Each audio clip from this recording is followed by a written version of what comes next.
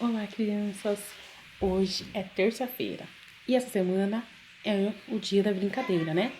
Então, hoje a atividade vai ser vocês descobrirem que sons de animais. Vamos ver? Então, vamos lá. Que som é esse? Muito bem, é um som de cachorro.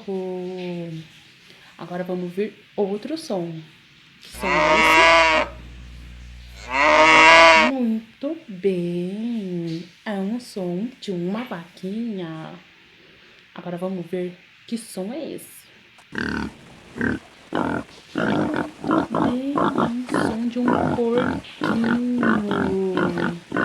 Vocês estão de parabéns. Agora vamos ver que som é esse. Muito bem, é um som de cavalinho, um som de cavalo. Vocês estão de parabéns. Agora vamos ver o último som.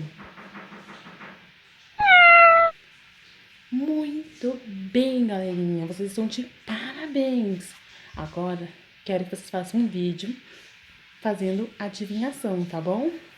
Beijos, até a próxima atividade.